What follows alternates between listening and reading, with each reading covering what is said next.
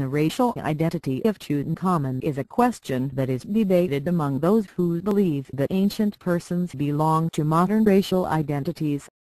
During the early period of modern archaeology, European scholarship believed that humans could be objectively divided into taxonomic races on the basis of phenotypes, leading early archaeologists and anthropologists to debate the race to which Egyptians belonged. Modern scholarship now largely rejects racialist thinking one as a modern construction which would be anachronistic when applied to ancient persons. Thus Tutankhamun is not assigned a race by modern Egyptology. Some dissenters continue to place Tutankhamun in various races on the basis of attempts to determine his phenotype, as that phenotype would be understood according to various theories on what constitutes race. Further information: Ancient Egyptian Race Controversy in 2005. 3 teams of scientists, Egyptian, French, and American, in partnership with the National Geographic Society, developed a new facial likeness of Tutankhamun. The Egyptian team worked from 1,700 three-dimensional CT scans of the pharaoh's skull. The French and American teams worked with plastic molds created from these, but the Americans were never told who the subject of the reconstruction was. All 3 teams created silicone busts of their interpretation of what the young monarch looked like. Some have claimed that Tutankhamun was black, and have protested that attempted reconstructions of Tutankhamun's facial features as depicted on the cover of National Geographic magazine have represented the king as too white. Zaki Hawass, the head of Egypt's Supreme Council of Antiquities, however, rejects the claims of Afrocentrists that Tutankhamun was black. According to Dr. Hawass, Tutankhamun was not black, and the portrayal of ancient Egyptian civilization as black has no element of truth to it. Hawass further observed that ancient Egyptians are not Arabs and are not Africans, despite the fact that Egypt is in Africa. The UNESCO Symposium presents another rejection by many attendees of the black Egyptian model. In 1974, Diop presented his Black Egyptian theory in Cairo at the UNESCO Symposium on the Peopling of Ancient Egypt and the Deciphering of the Meroitic Script, where it was largely rejected by the other delegates. Biological anthropologist Susan Enton, the leader of the American team on the Tut reconstruction project, said that the race of the Tutankhamun skull was hard to call.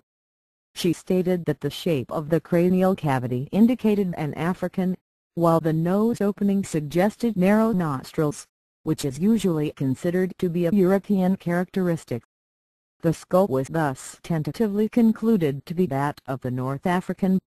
Arguments in favor of an Egyptian identity. Main article. Population history of Egypt. Scholars such as Frank Yurko believe that modern Egyptians are largely representative of the ancient population, and the DNA evidence appears to support this view. 9 In general, various DNA studies have found that the gene frequencies of modern North African populations are intermediate between those of the Horn of Africa and Eurasia, possessing a greater genetic affinity with the populations of Eurasia than they do with Africa. Arguments in favor of an African identity. Main article.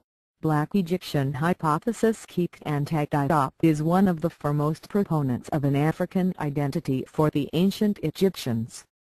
Diop assumes that, since humanity originated in Africa and that, according to Glauber's rule, warm-blooded mammals such as humans living in Africa's very warm climate would have necessarily been brown or black-skinned, the ancient Egyptians were all black. 16 Scholars such as Diop believe that it follows logically that Tutankhamun, an Egyptian, was therefore black, or dark-skinned. This stance is largely based on the disputed translation of the word melanchros as used in a few texts by classical Greek historians such as Herodotus. Some scholars believe the word indicates that the ancient Egyptians were black, but other scholars dispute that translation. Other points of the hypothesis include testing melanin levels in the skin of a handful of mummies, although no melanin tests have been done on the mummy of King Tut. At the UNESCO Conference on the Race of the Ancient Egyptians, the majority of the scholars rejected Diop's Black Egyptian theory.